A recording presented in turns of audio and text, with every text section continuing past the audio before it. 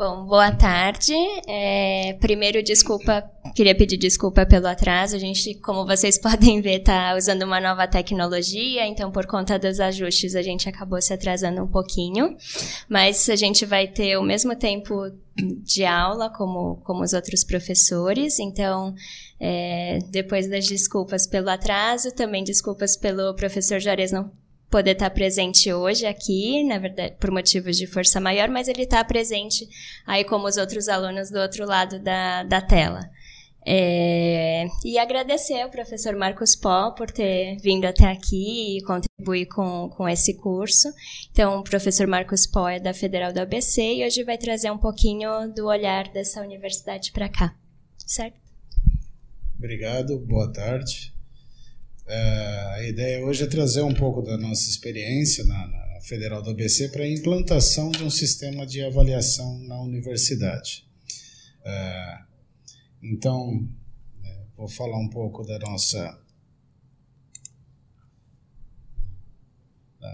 que a gente preparou para a agenda de hoje, baseado nas questões que o professor Juarez, a quem eu agradeço pelo convite de participar desse curso, né? Primeiro, por que eu avalio, ou seja, um pouco o contexto da nossa avaliação na UFABC e como a gente desenvolve, como a gente encara a avaliação institucional ali dentro da UFABC, né? Os requisitos legais da avaliação institucional e a visão da instituição. Depois falar um pouco como a gente faz a avaliação, né? Como avalio, mas na verdade é um trabalho de equipe, um trabalho institucional, sobre a avaliação numa instituição de ensino superior, que ela tem alguns requisitos legais específicos, a estrutura avaliativa da UFABC, ou seja, como é a operação da estrutura da UFABC, e os instrumentos que a gente usa nesse processo. Dá uma noção geral, não vamos detalhar esses instrumentos, mas eles de qualquer modo ficam disponíveis sempre no site da universidade, porque são processos transparentes.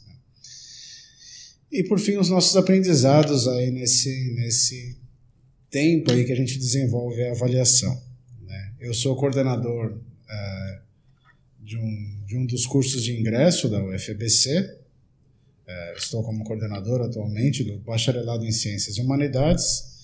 Já trabalhei na coordenação do Bacharelado em Políticas Públicas e sou também coordenador atualmente, já faz 5 anos, estou terminando meu mandato agora, na comissão própria de avaliação institucional da Federal do ABC. Então é isso que a gente pretende trazer aqui um pouquinho para vocês aí, conversarem, terem novas ideias e possibilidades de avaliação, né? Então, primeiro, por que nós avaliamos? Por que eu avalio? Historicamente, a avaliação é algo fortemente conectado à área de educação, né? É da natureza da área de educação avaliar os alunos e, obviamente, a partir daí também pensar na avaliação da instituição e dos processos de aprendizado dos alunos. Já há registros de avaliações sistemáticas nisso a partir do século XIX, como na Inglaterra ou nos Estados Unidos, mesmo na avaliação do sistema escolar de Massachusetts, né? E a partir daí uma série de processos são desenvolvidos até os dias atuais aí, em vários países.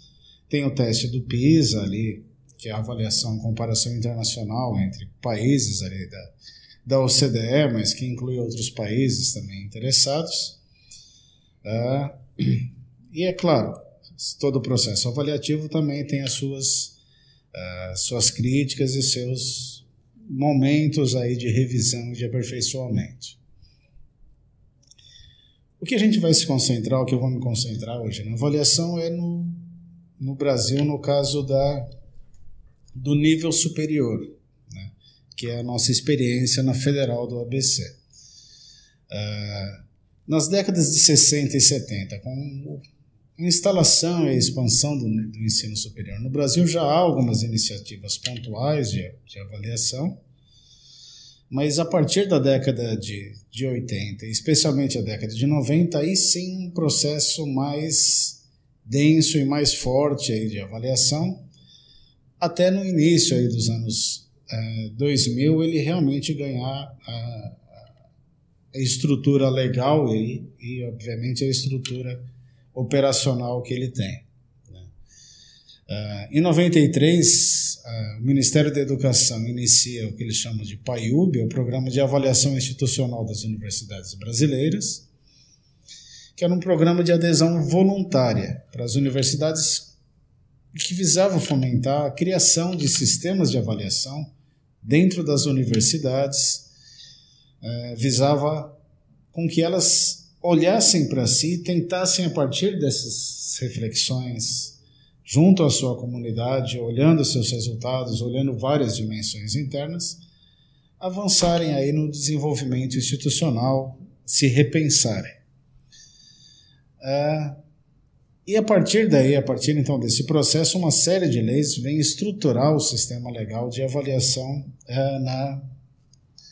do ensino superior. Vou colocar alguns exemplos aí, a principal legislação, né?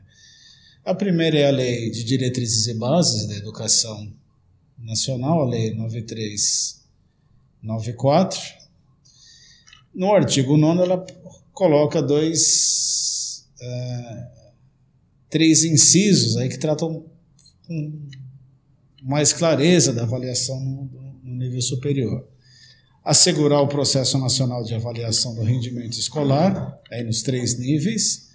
Assegurar um processo nacional de avaliação das instituições de educação superior e autorizar, reconhecer, credenciar, supervisionar e avaliar os cursos das instituições de ensino superior. Ou seja, torna obrigatório que haja uma avaliação das instituições de ensino superior.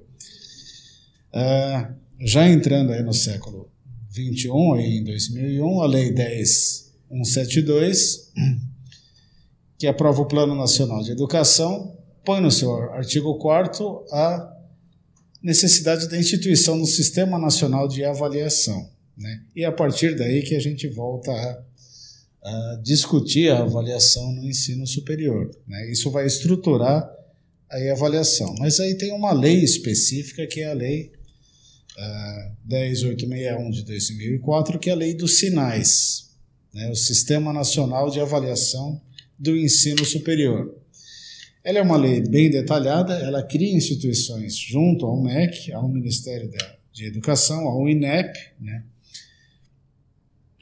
Para avaliação e o acompanhamento das instituições de ensino superior, o credenciamento, a avaliação contínua, estabelece uma série de indicadores, estabelece o ENAD, sistematiza o ENAD, né, que várias instituições, vários cursos têm que passar pela ENAD, não todos os cursos, mas uma grande parcela dos cursos passam de alguma maneira pela ENAD, né, e ele coloca aqui, destaquei 2 artigos aqui, o artigo 1º que instala esse sistema nacional, os sinais, então, né, visando a melhoria da qualidade da educação, inclusive a expansão da sua oferta, lembrando que, de acordo com a avaliação das instituições de ensino superior, com um desempenho baixo, aí, dependendo de uma série de avaliações e de acompanhamento, ela pode ser impedida do ingresso de novos alunos por um período e pode ser simplesmente encerrado o curso de uma instituição também. Então, a avaliação e esse acompanhamento são processos muito interligados. E no nível da universidade, aqui no artigo 11, ela coloca a constituição da chamada Comissão Própria de Avaliação, a CPA, que é a comissão que eu coordeno ali, ao nível da UFABC aí há 5 anos. Né? Cada instituição vai ter uma CPA com um formato específico, a legislação não define um formato específico, ela só coloca algumas necessidades. Que nenhum dos segmentos ali da universidade, normalmente, técnicos administrativos, professores e discentes, tem a maioria dos membros dessa comissão. e que todos estejam representados. Esses são os únicos requisitos. Ou seja, a lógica é que seja uma comissão plural para olhar a universidade, e além disso ela é uma comissão autônoma. Ela não pode estar subordinada aos conselhos, à reitoria, a nenhuma instituição específica dentro da universidade.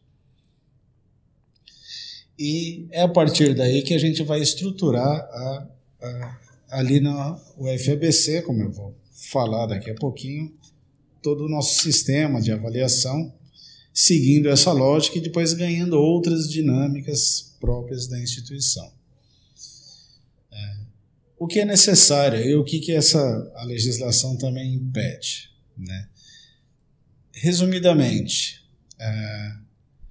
a avaliação institucional tem 3 momentos distintos e interligados. Um é a sua própria autoavaliação, de acordo com processos e mecanismos definidos pela instituição. Uma avaliação externa, seja para o credenciamento do curso, seja para a manutenção, para a operação dele, em que o INEP indica avaliadores externos, especialistas naquela área específica de atuação do curso, e o Exame Nacional de Desempenho dos Estudantes, o ENAD. Alguns cursos não passam pelo ENAD, esses que não passam pelo ENAD têm mais visitas de avaliação, né? Os cursos que passam pelo ENAD, as visitas são mais espaçadas, mas para o curso ser reconhecido, credenciado, ele precisa passar por alguma visita em algum momento ali. Normalmente são processos a cada 3 anos, pode variar um pouquinho, de acordo com o curso e com a lógica ali do INEP. O que é avaliado necessariamente? O INEP tem, para essa avaliação externa, tem instrumentos de avaliação para cada tipo de curso específico, né? Um tipo de um checklist ali, com os critérios que os avaliadores usam. O ENAD são questões específicas que vêm do banco de questão, e a autoavaliação ela é feita, então, desenvolvida dentro da instituição. Mas os avaliadores externos, né, olham essa avaliação quando vão fazer as visitas, e anualmente a instituição é obrigada a remeter essa autoavaliação ao INEP, né, normalmente no final de março ali. Para isso ele tem que levar em consideração na autoavaliação interna as chamadas 10 dimensões que estão previstas na legislação. Essa lei, então, é de 2004. Em 2014, o INEP reorganizou essas dimensões. A gente vai ver, elas são dimensões com, digamos assim, densidades muito diferentes entre si, né? Então, eles reorganizaram isso em 5 eixos. De acordo com essa nota técnica, eu vou mostrar um pouco para vocês qual que é essa lógica aí, né? Tem que levar em consideração o plano de desenvolvimento institucional que toda instituição de ensino superior deve fazer, que prevê como que a instituição vai, como ela pretende se desenvolver nos próximos 5, 10 anos, aí, um horizonte temporal dessa ordem aí. E, obviamente, algumas características específicas da instituição, pensando aí nessas possibilidades, né?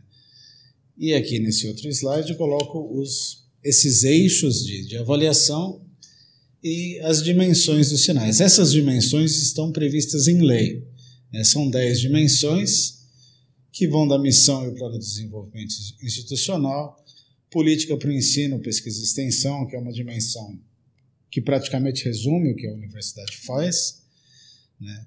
Comunicação com a sociedade, responsabilidade social, infraestrutura física. Então, são 10 dimensões. A partir de 2014, elas foram reagrupadas aí em 5 grandes eixos. Um de planejamento e avaliação, que olha o planejamento e avaliação, desenvolvimento institucional, que olha o PDI, a missão e a responsabilidade social, as políticas acadêmicas, que envolvem inclusive a comunicação com a sociedade, as políticas internas de gestão, que tem gestão de pessoal, a organização da instituição, sustentabilidade financeira e um grande eixo da infraestrutura física, ou seja, são 5 grandes linhas de verificação. A gente vem fazendo, os relatórios anuais, eles são feitos num ciclo de 3 anos, né? Ou seja, ao longo dos 3 anos, obrigatoriamente, a gente tem que passar por todas essas dimensões aí da avaliação institucional da universidade.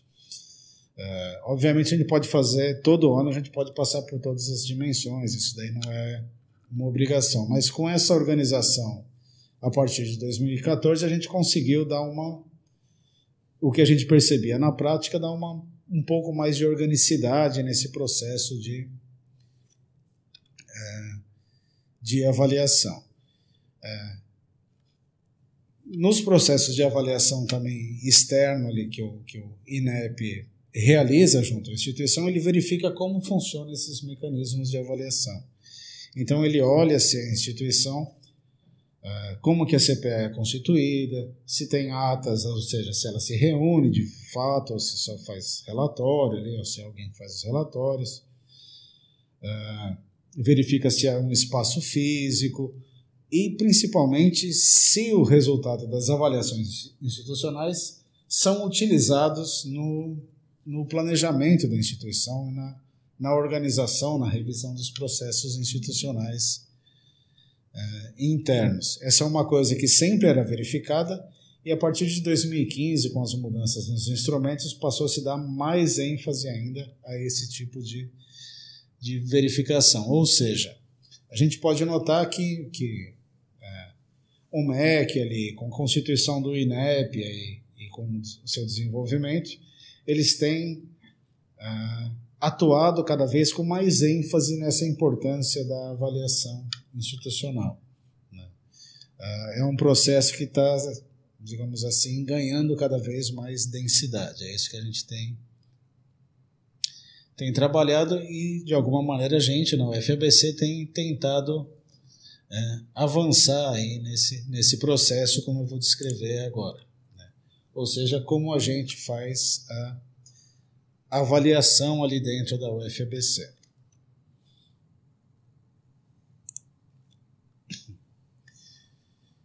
Primeiro, né, eu trouxe dois conceitos aqui de como a gente encara a avaliação dentro da UFABC. Primeiro, a ideia aí de que a avaliação é a identificação e a aplicação de critérios defensáveis e sistemáticos para verificar o valor e mérito do que nós estamos fazendo. E esse é um processo ali que a gente está cada vez tentando aperfeiçoar mais internamente com suas idas e vindas, como eu vou descrever. E nesse segundo excerto aqui no livro aqui de avaliação que eu trouxe, uma coisa importante aqui da avaliação é o que ela inclui, ou seja, uma determinação de padrões para julgar a qualidade, a coleta das informações e, por fim, a aplicação desses padrões aí, né?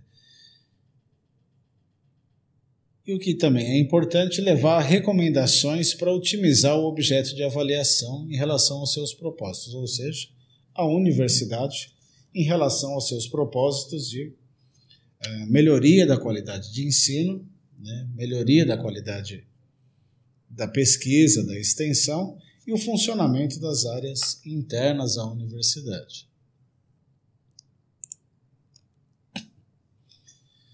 Então, só explicando muito rapidamente aí o que é a UFABC. Ela foi criada em 2005, começou a funcionar em 2006,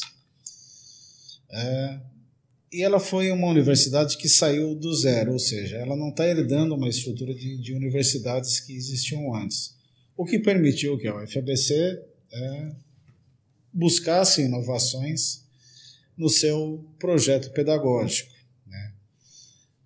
Ou seja, que a gente pudesse cometer os nossos próprios erros aí e as nossas próprias buscas por acertos aí. Ela segue muito a lógica da Declaração de Bolonha, que prevê que é um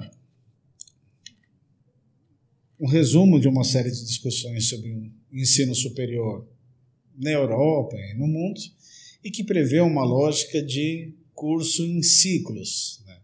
Então a gente tem um ciclo básico, que são os bacharelados interdisciplinares, ali na lógica da UFABC, que são cursos de ingresso dos estudantes. A gente tem 2 bacharelados interdisciplinares de ingresso: o de Ciência e Tecnologia, o BCIT, e o de Ciências e Humanidades, que é o que eu coordeno atualmente. A gente tem cerca de 2.000 ingressantes por ano, 1.600 em Tecnologia e 400 em Humanidades, aí, cursos noturnos e diurnos, né? A mesma quantidade de vagas nos 2 períodos, noturnos e diurnos. Os estudantes só ingressam por esses cursos, eles não fazem opção pelo curso que eles vão fazer depois. Depois de cada um desses bacharelados, tem uma série de outros cursos aí que eles podem fazer, 24 cursos a nível de graduação. Para quem faz tecnologia, tem bacharelados de Química, Física, licenciaturas, Matemática e 8 engenharias diferentes. Para os bacharéis em Ciências e Humanidades, tem 6 cursos, tem Filosofia, Licenciatura e Bacharelado, Planejamento Territorial, Políticas Públicas, Relações Internacionais e Ciências Econômicas. Então, a lógica aí seria que os 3 primeiros anos o aluno pode terminar um bacharelado interdisciplinar, o BCH ou o BCIT, e isso já daria condições a esse aluno a fazer uma pós-graduação. Se ele quisesse aperfeiçoar em mais um ano ali de formação, ele poderia fazer um desses cursos específicos, no caso dos bacharelados de Humanidades, ou mais 2 anos, se for uma engenharia, né, totalizando 5 anos. Mas, na prática, o aluno, a partir ali do 2º ano dos bacharelados, já começa a escolher disciplinas que vão na direção da formação que ele deseja. Ou seja, ele tem espaço para experimentar, tem muita flexibilidade ali nas suas grades. Se ele quiser terminar no bacharelado interdisciplinar, ele termina. Se quiser fazer um curso específico, como a gente chama, ou se quiser, depois do bacharelado, já fazer uma pós-graduação e, ao mesmo tempo, curso específico, ele pode fazer. Alguns alunos fazem isso, não uma grande quantidade, mas alguns aproveitam aí, né? A gente tem vários cursos de mestrado, doutorado e mestrados profissionais. E uma coisa importante aí dentro da lógica da UFABC é, como diz a missão institucional, né? Ela fala do avanço do conhecimento com 3 fundamentos básicos: interdisciplinaridade, excelência e inclusão social. Porque esses são questões, são fundamentos que a gente também está tentando avaliar para ver como que a gente avança aí, para a gente não ficar sem parâmetros, e isso é um processo que está começando agora.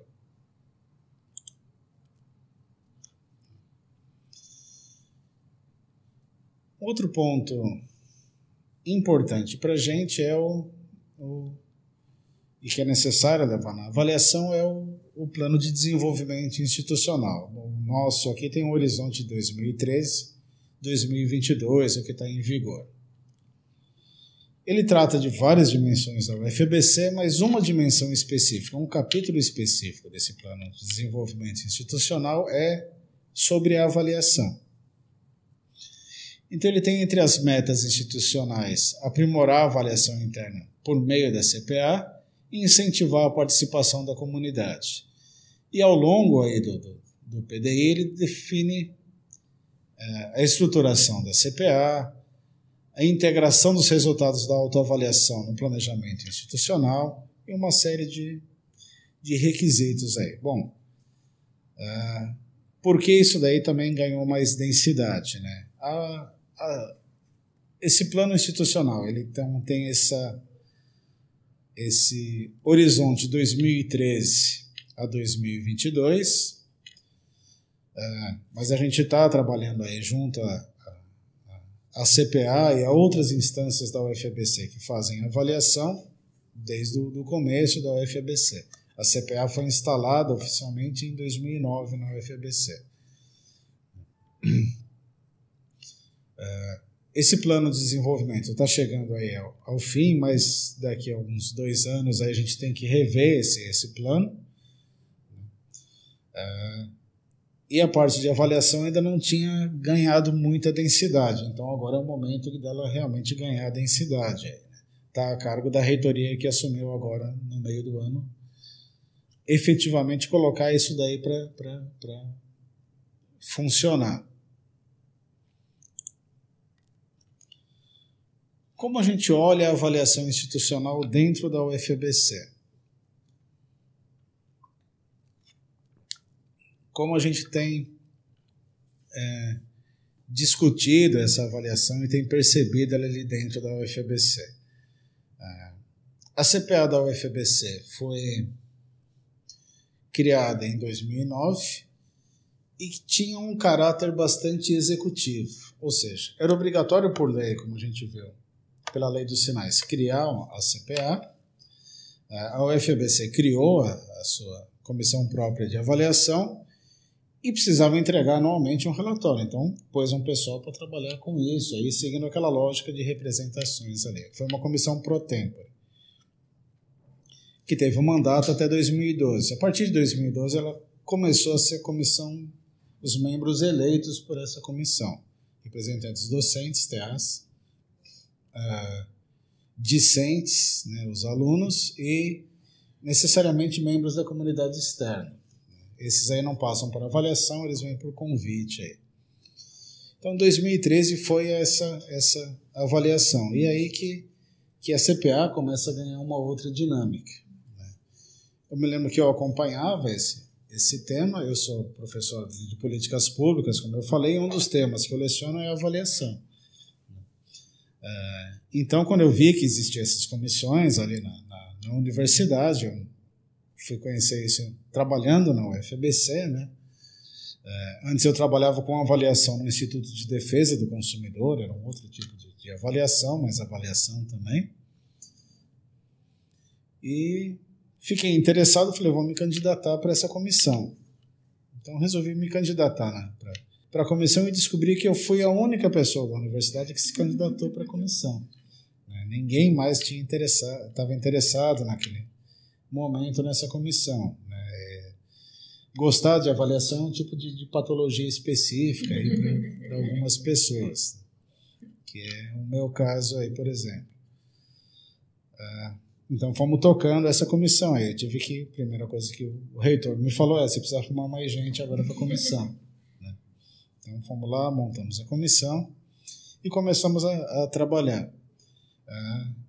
Percebemos algumas dificuldades ali no começo, mas achamos que a gente precisava, não queríamos mexer no regimento, nada. Ele parecia ter alguns problemas, mas a gente achou que era necessário maturidade para a gente fazer propostas. Né? Senão a gente vai fazendo propostas seguindo um pouco a lógica da avaliação. Vamos experimentar, acompanhar o resultado, e aí a gente faz a proposta em cima do que a gente... do diagnóstico e da nossa reflexão. Então a gente tentou avançar com isso, mas a avaliação na UFABC, em todas as instituições aí de ensino superior, que a gente começou a procurar outros exemplos, são várias questões internas que são olhadas ao mesmo tempo. Né? Uma é a avaliação de acordo com as dimensões dos sinais, que necessariamente cabe à CPA, mas não exclusivamente a ela, mas ela obrigatoriamente tem que fazer. As avaliações em relação a disciplinas e aos cursos, isso do ponto de vista interno, né, não necessariamente. Tem também a avaliação externa, mas tem uma avaliação interna. Na maior parte das instituições, isso daí que a gente verificou, isso daí cabia a um órgão central de avaliação, alguém que coordenasse, ou uma pró-reitoria, como a pró-reitoria de graduação ou de planejamento institucional. Mas ali na UFABC, essa parte estava de graduação, e das dimensões dos sinais estava na CPA. E há também outras avaliações que a gente faz na UFABC, que eu coloquei aqui no quadro do slide, que são perfil dos alunos, acompanhamento do PDI, questões orçamentárias que ficam a cargo da Pró-Reitoria de Planejamento e Desenvolvimento Institucional.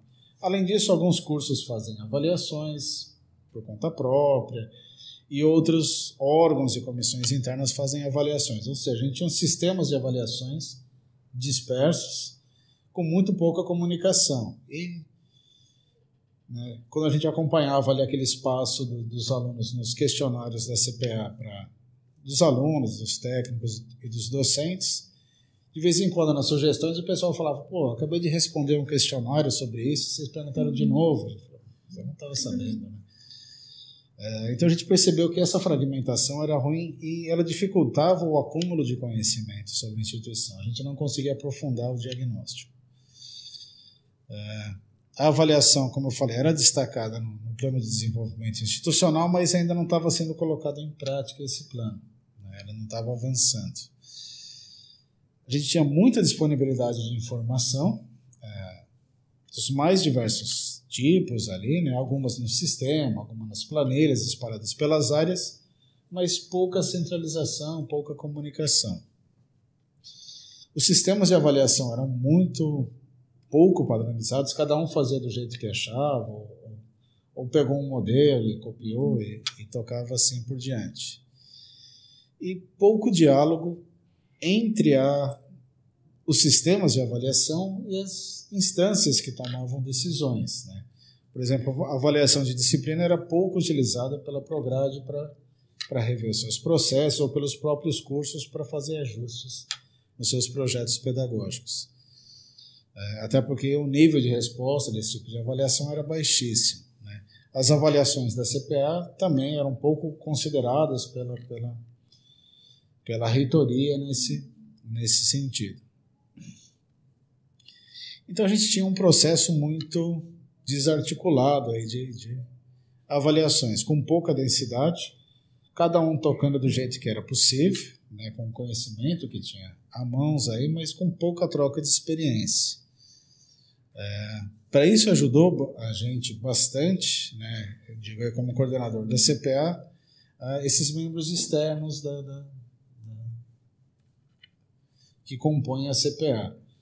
Uma professora, particularmente, havia instalado também um sistema de autoavaliação, trabalhava há 20 anos com isso, e havia instalado um sistema de autoavaliação numa universidade particular ali, né, da região. E a experiência dela, uma pessoa muito generosa, a experiência dela foi muito rica para a gente saber, porque a gente tem vontade, às vezes, de fazer as coisas, mas falta experiência, falta condição de tocar as coisas adequadamente. Então, como que a gente tocou essa mudança aí, como que a gente procurou avançar aí essa estruturação?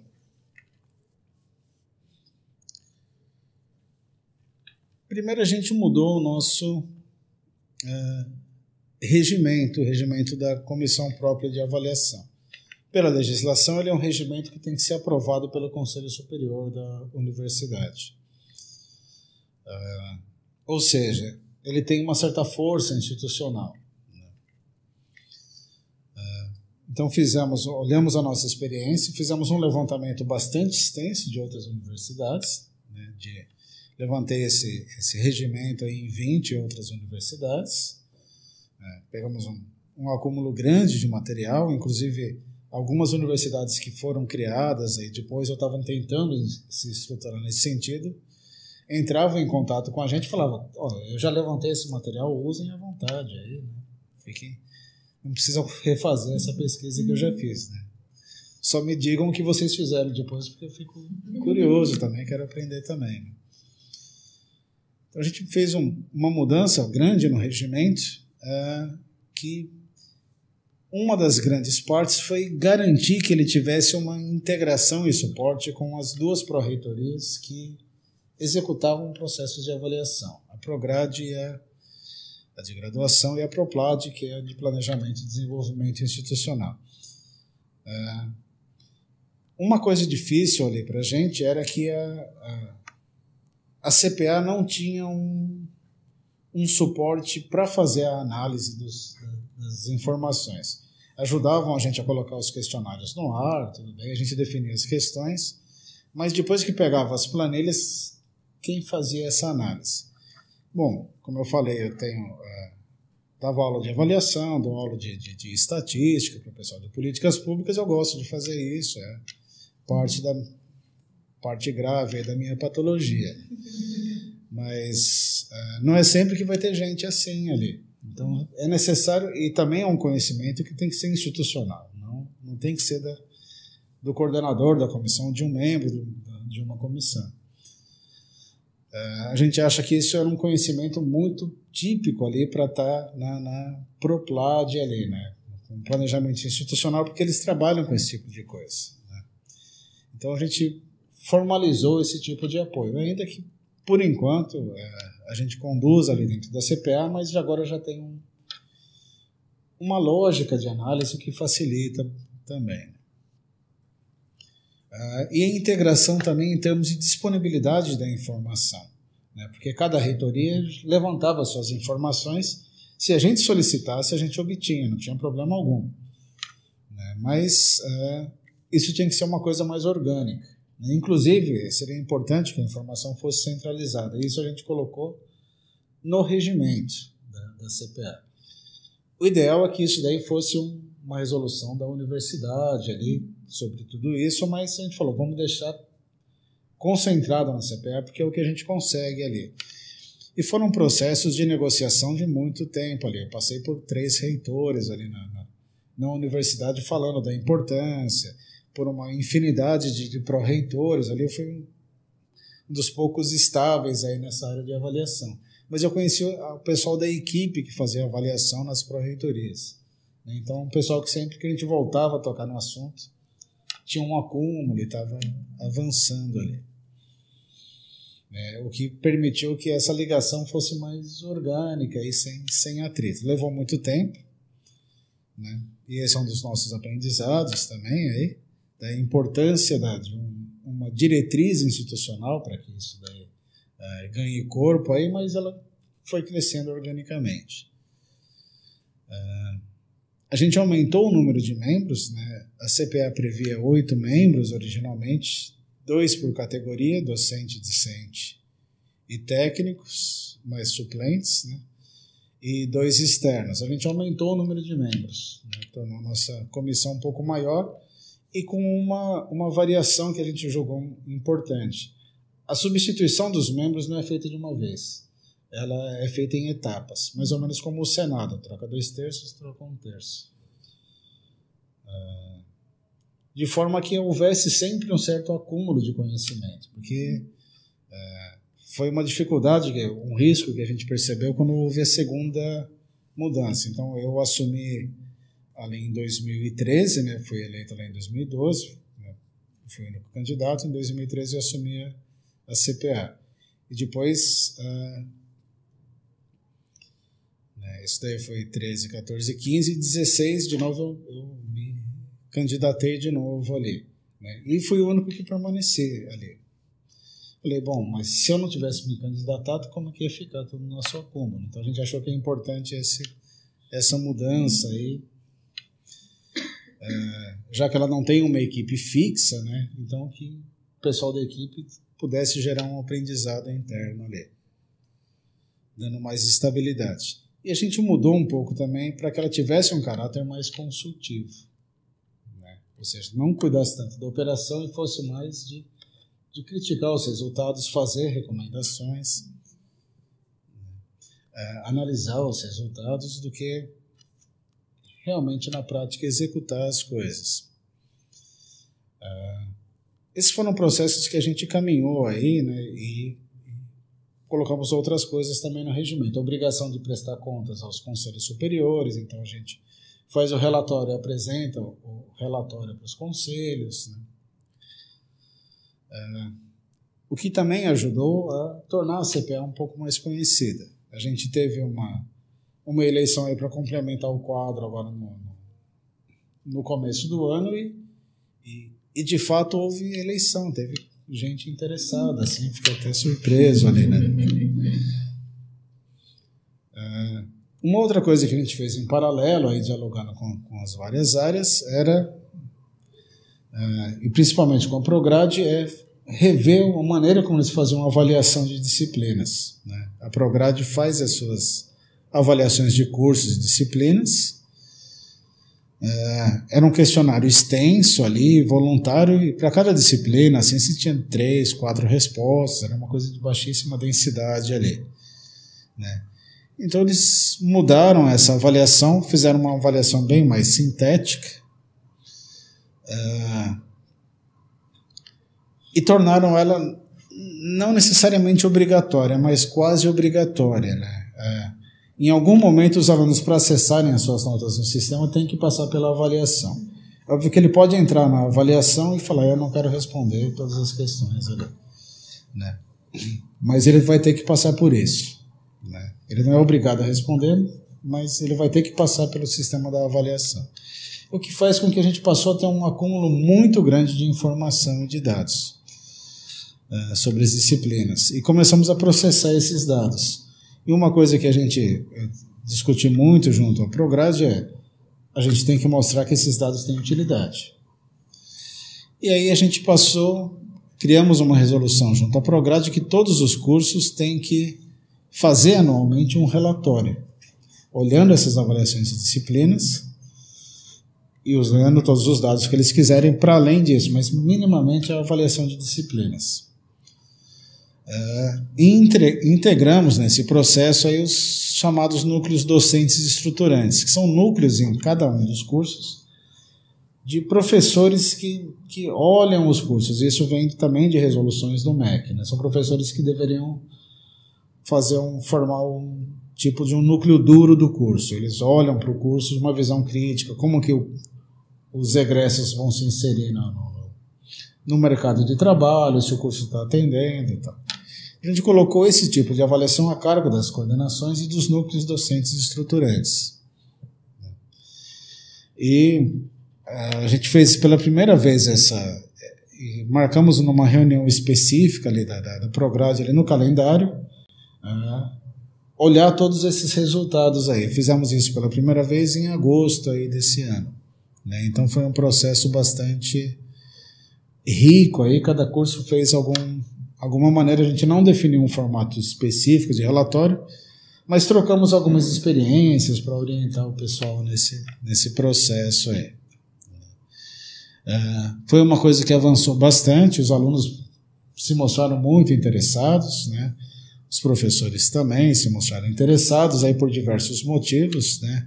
Seja por preocupação, seja porque realmente conseguiram ver alguma coisa importante ali no processo de avaliação. Eu vou falar um pouco mais sobre isso na ideia dos aprendizados aí que a gente teve. E uma outra coisa importante no nosso processo foi que a gente, efetivamente, a reitoria se envolveu no processo de avaliação. Seja porque notou que as coisas começaram a caminhar, né? E caminharam de uma maneira bastante positiva e significativa, e também porque no plano de desenvolvimento institucional foi prevista a criação de 3 observatórios da UFABC, baseado naqueles 3 eixos que a UFABC tem na sua missão: a inclusão social, que seria um observatório de políticas afirmativas, a excelência e a interdisciplinaridade. Ou seja, é necessário avaliar isso de alguma maneira, ou refletir sobre isso de alguma maneira ali na UFABC. Ao longo do tempo eu acompanhei algumas propostas ali, mas nunca ganhou muita densidade. E agora a reitoria falou, a gente precisa implementar esse negócio. Como que a gente vai fazer isso? Até porque a gente está em momentos em que há diminuição de recursos e, por exemplo, políticas afirmativas dependem de bolsas, e a gente quer saber o que acontece, problemas de evasão e todo esse tipo de questão institucional, né? A gente, então, a reitoria está criando um grupo de trabalho, já criou um grupo de trabalho informal aí que envolve a CPA, essas pró-reitorias que são ligadas aos temas específicos, mas vai criar um grupo de trabalho formal para criar primeiro um sistema de governança da avaliação, já que a avaliação está em áreas diversas e a gente não sabe se vale a pena juntar uma diretoria de avaliação ou não, é algo que a gente precisa amadurecer. Antes da gente tentar fazer uma mudança institucional, a gente precisa ganhar um pouco de maturidade aí, e quer ver como que cada uma dessas áreas, cada um desses observatórios vai olhar para as questões que lhes são afeitas, né? Excelência, a gente pode pensar, por exemplo, está muito ligado a avaliações externas, aos rankings de Times Higher Education,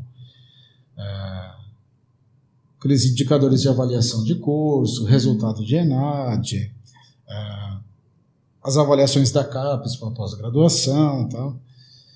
Então, pelo menos nessa área, ela tem alguns referenciais externos, mas e internos e excelência na gestão, como que a gente olha isso, né? A interdisciplinaridade é uma coisa bastante aberta, a gente realmente... Às vezes a gente tem dúvida se a gente entendeu direito o que significa ser interdisciplinar, né? Dentro da própria universidade, a gente precisa discutir um pouco mais essa questão, né? E a gente entende que a avaliação também tem esse papel de provocar. É algo que tira um pouco as pessoas da sua zona de conforto, faz com que elas pensem um pouco sobre o que estão fazendo. Claro, conforme a gente evolui a gente trabalha ou desenvolve a sua profissão, a sua formação, a gente cria uma série de deformações profissionais, né? E uma das minhas deformações foi ter trabalhado com defesa do consumidor, né? E quando eu fazia avaliação era para incomodar, necessariamente para incomodar, né? Então, eu às vezes sou até um pouco exagerado em olhar a avaliação com essa lógica de incomodar, mas incomodar no sentido de a gente precisa repensar as coisas, então vamos refletir aqui, né? E se uma das reflexões for que o sistema de avaliação precisa ser aperfeiçoado, a gente discute ele, né? Afinal, a gente está num lugar onde a razão e a ciência deveriam ter um papel importante aí na discussão e na construção. Então, a reitoria reforçou esse papel e algumas das discussões desse grupo de trabalho que a gente precisa ter uma área de avaliação ou ter um núcleo de pessoas que lidem com a avaliação de uma maneira mais forte, mais instrumental, consigam instrumentalizar isso. E talvez nas próximas contratações de técnicos administrativos a gente procure gente com um pouco desse perfil, né, que é uma coisa que acaba sendo relegada e você espera que alguém apareça e tenha interesse em lidar com esse tipo de coisa. É que eu trouxe aqui, né, ficou até um pouco fora de posição aqui, mas só para ilustrar um pouco, como que a gente tem utilizado conceitos para avaliação da UFABC. Uma das coisas, o projeto institucional, pedagógico institucional da UFABC, ele prevê uma série de peculiaridades. A gente tem sistema quadrimestral de ensino, por exemplo, né? Ou seja, a gente tem 3 períodos letivos ao longo do ano, né? O resto do Brasil inteiro praticamente é semestre, né? A gente é quadrimestre. Tem toda aquela flexibilidade ali de carga horária e uma outra peculiaridade nossa é que os alunos não são avaliados por notas numéricas, mas por conceitos, né? A, B, C, D, o F, né? O F é reprovação, o D é uma meia reprovação.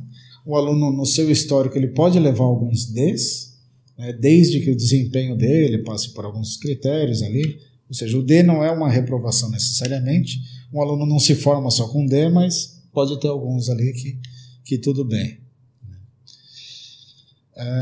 E essa é uma coisa, o projeto pedagógico prevê que esses conceitos não correspondam a avaliações numéricas, não seja uma tradução de uma escala numérica. Né, eles possam captar um pouco da subjetividade do desenvolvimento dos alunos. Quando a gente assumiu a CPA, a gente falou, olha, se usava aquela escala Likert meio clássica ali, né? Inclusive com o neutro ali, né? Não concordo nem discordo, discordo um pouco, discordo fortemente, concordo um pouco, concordo fortemente e tal. A gente falou, vamos abolir isso. Vamos usar os conceitos que a gente usa no UFABC, porque, enfim, se a gente não consegue usar conceito para avaliar as nossas coisas, é sinal que o nosso projeto pedagógico não funciona. Vamos usar esse tipo de coisa. E forçamos a barra para trabalhar com isso. Né? Algumas áreas da UFABC dão notas de 0 a 10, tal. A gente falou, vamos usar conceito. Como professor que dá estatística também, óbvio, se for número assim, parece que é muito mais fácil lidar, mas o nosso desafio é lidar com coisas. A gente tem um problema e tem que lidar com os problemas. A estatística também serve para isso, afinal. Não é só para fazer média. Então a gente fez uma adaptação aqui em relação ao nosso projeto pedagógico. Cada um dos itens aqui, ele significa alguma coisa. A quer dizer desempenho excepcional, né? B um bom desempenho, C razoável, tá? Então a gente passou a usar essa escala. E outras áreas da UFABC depois começaram a usar essa escala também, né? Então isso facilitou depois a nossa integração com outras áreas aí. A gente sempre mostrava o resultado e o pessoal foi se juntando aí sem que houvesse uma diretriz para que tem que ser assim, né? E todo mundo começou a caminhar nessa lógica aí.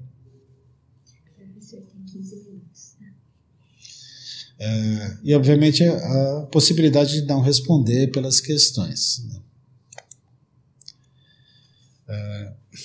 A gente usa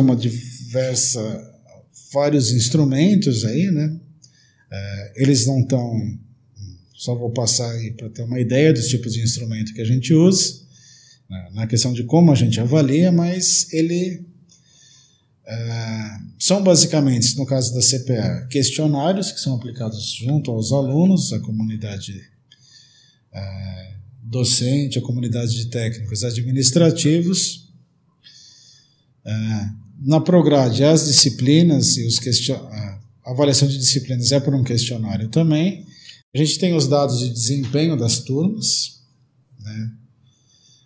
E tem os resultados do ENAD, que a gente cada vez mais tem usado, né? Inclusive em alguns cursos lá naquela avaliação das disciplinas eles usaram os resultados do ENAD para olhar para o próprio curso, né? Foi o caso do curso que eu presido, o NDE, que é o curso de políticas públicas ali, porque uma outra patologia minha também é me voluntariar para arrumar serviço que eu não precisaria.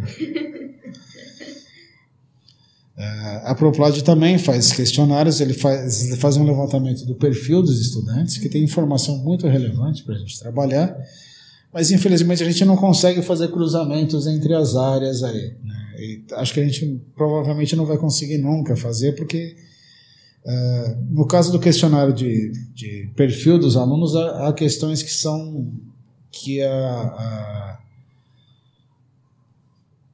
o fato de ser anônimo é importante para garantir o resultado. Então, a gente não pode cruzar isso com desempenho, aí tem que tomar certos cuidados aí. E cruzar com desempenho, a gente ia romper a possibilidade de permanecer anônimo ali, né? A gente pretende trabalhar com outros formatos de avaliação, mas enfim, é um processo que ainda está no aprendizado. Provavelmente aqueles observatórios que eu mencionei, eles vão trabalhar mais com avaliações qualitativas. A gente ainda está numa questão muito agregada por enquanto. O que eu aprendi ao avaliar, né? Uma coisa que eu sempre levo em consideração, né? Toda vez que eu dou curso de avaliação, por isso eu trouxe aqui de novo essa questão, é que para avaliação, para pesquisa científica e para avaliação isso não é diferente. O que é importante é que as questões estejam certas, é você saber o que você procura e eventualmente você não vai conseguir responder o que você quer, mas vai se aproximar dessa resposta, né? Então, por isso essa citação do Mário Quintana aí, né? O essencial é que as perguntas estejam certas. pouco diferente do que ele diz, a resposta importa, mas não necessariamente a resposta certa. E essa outra citação do Riobaldo aí no Grande Sertão Veredas, aí, o personagem do Guimarães Rosa, é que vivendo a gente aprende a fazer outras e maiores perguntas. Ou seja, a ideia da avaliação é que ela possa ser cumulativa. A gente fala, olha, se os alunos pensam que essa disciplina tem uma metodologia de ensino inadequada, por que será que eles pensam isso? Onde será que está o erro dessa metodologia de ensino? E a gente vai se aprofundando nessa questão. Não se limite a comparar. Os alunos avaliam pior essa disciplina do que outra. Bom, isso é uma coisa curiosa, é um passo, mas não é tudo que a gente precisa. E por fim, que aprendizados a gente teve nesse processo todo aí, né, que eu acho que pode ser algo para refletir para as suas instituições. Separei em duas colunas, a coluna aí, né, da esquerda de vocês são mais em termos de suporte e estrutura. E do lado direito, ali, um pouco mais relacionados a questões institucionais e políticas. Né? Primeiro, a necessidade de ter infraestrutura e apoio. Fazer a avaliação não é uma tarefa que qualquer um faz pegando planilhas e montando questionários. Tem uma ciência por trás disso e tem um aprendizado por trás disso. Né?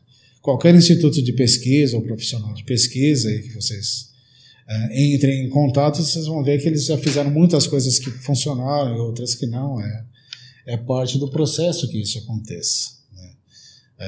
Você não tem instrumentos aplicáveis para qualquer situação e que você simplesmente compra o pacotinho e aplica. São coisas meio feito, não é roupa que você compra na loja, é roupa que um alfaiate vai fazer.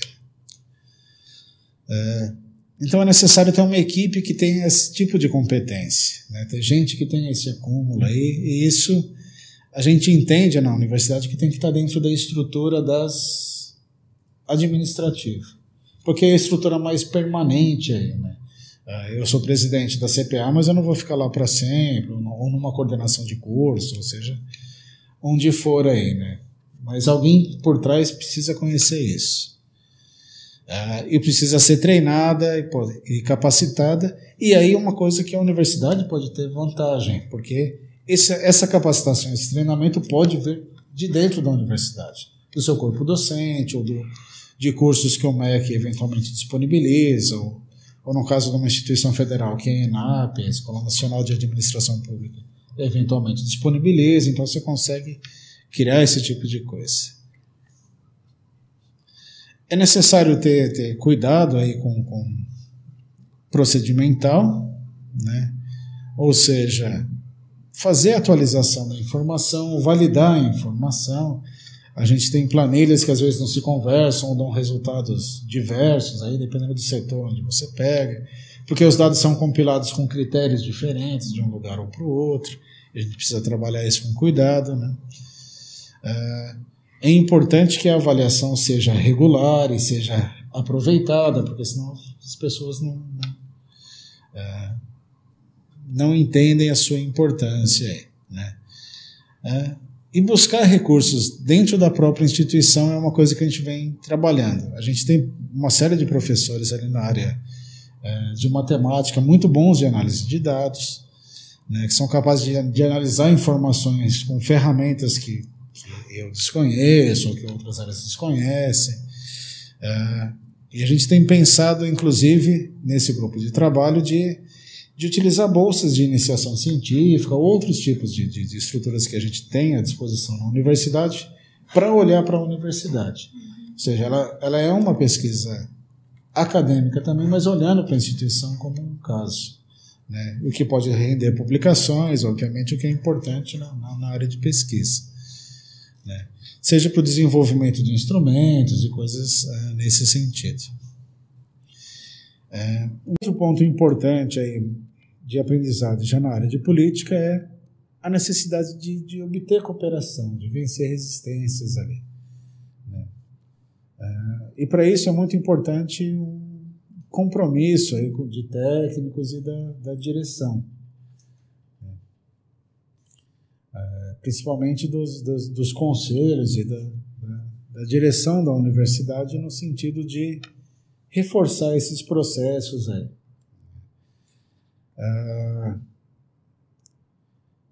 Técnicos que acompanhem o processo é importante, porque eles ajudam a tocar, mas eles não têm necessariamente a iniciativa de fazer isso, ou disponibilidade de fazer isso, a não ser que o tempo seja direcionado para isso.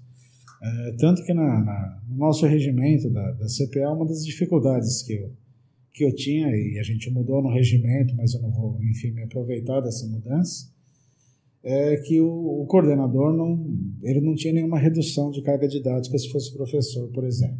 Então era só um acúmulo de coisas ali. A gente passou a incluir essa possibilidade de redução, mas eu não vou nem me beneficiar disso, vai ser um próximo coordenador. Mas a gente previu, e se não for um professor, for um técnico, como é que faz? Bom, a gente previu que ele tenha um tempo disponível também, né? Um meio período por semana, uma carga disponível para se dedicar a assuntos de avaliação, né? Porque senão é aquela coisa que nunca é a prioridade, o que nunca é a prioridade você faz em cima da hora do jeito que der, né? É isso que acontece. Outro é se apropriar dos resultados, é isso que a gente tem trabalhado agora, né? Como que a gente vai fazer essa apropriação, mostrando para a comunidade, mostrando para a direção e inclusive para os avaliadores externos, porque uma pergunta de como coordenador da CPA, toda visita de avaliação, uma das reuniões obrigatórias é com a coordenação da CPA. Então, todo avaliador externo do INEP eu recebi lá em algum momento. Eles perguntam, e o que vocês fazem com a avaliação? Bom, não pode ser uma resposta pro forma, a gente tem que olhar esses resultados aí, a gente está começando a dar alguns passos ali na UFABC nesse sentido de tornar isso mais sistêmico. A integração com os diversos sistemas e áreas da UFABC, que é o que a gente está fazendo nesse grupo de trabalho, hein? Em algumas instituições, como isso é mais centralizado, talvez seja mais fácil fazer esse processo, mas enfim, é muito importante, é necessário algum tipo de centralização, não necessariamente para execução, mas pode ser para administração e para coordenação. E uma coisa importante é a credibilidade da avaliação, né? Há um certo mito da avaliação de que ela tem um caráter punitivo ou é pouco representativo.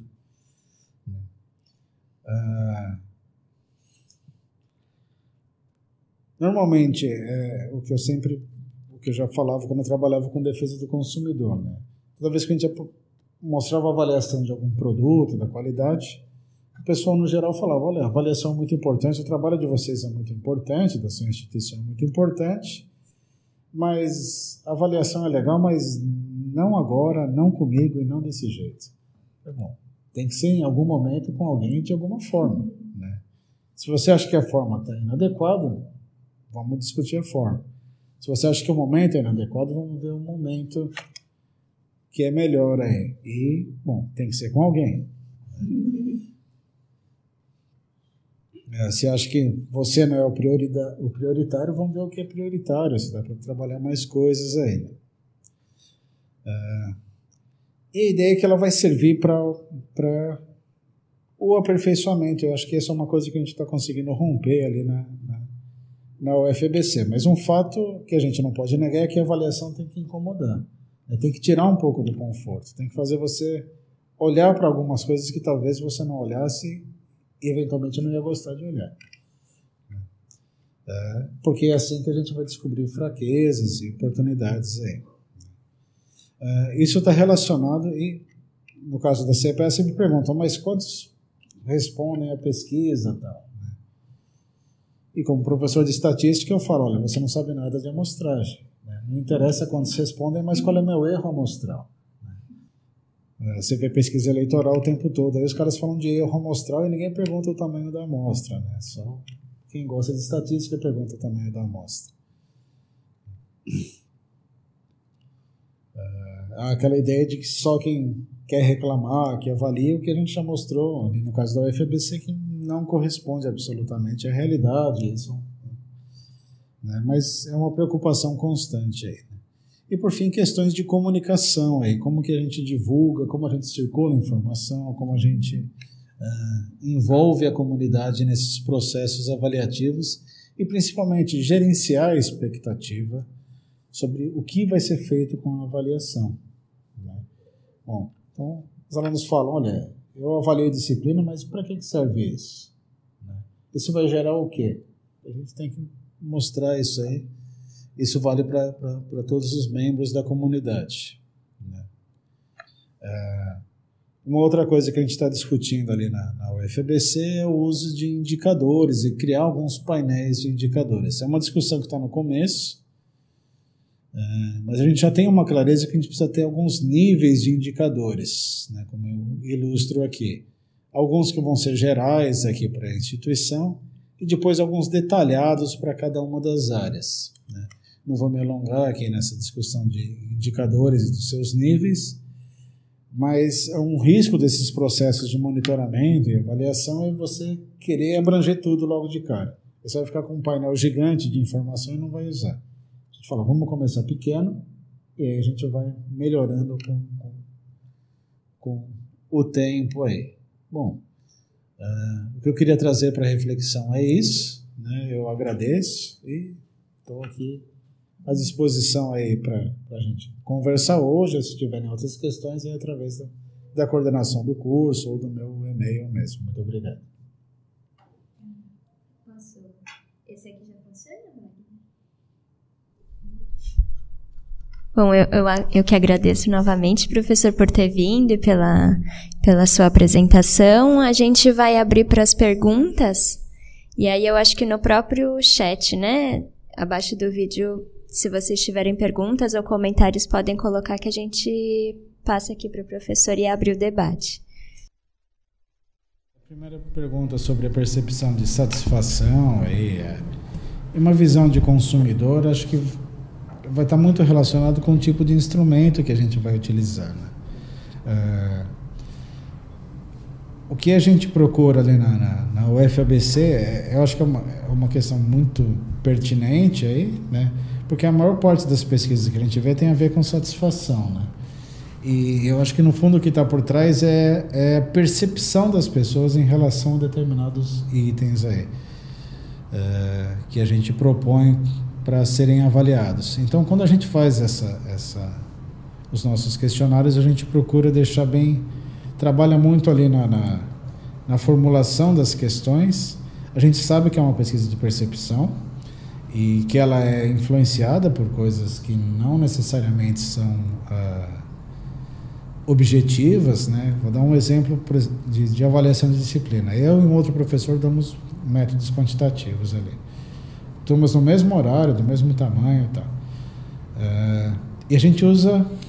O plano de ensino é um pouco diferente, o meu e dele, mas a ementa é absolutamente a mesma. A gente trabalha os mesmos assuntos, só muda um pouco a ordem de trabalhar os assuntos lá, ao longo do quadrimestre. E usa a mesma bibliografia, que está disponível na universidade.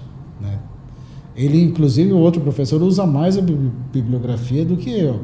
Né? A gente não usa o mesmo livro como referência, mas está tudo disponível.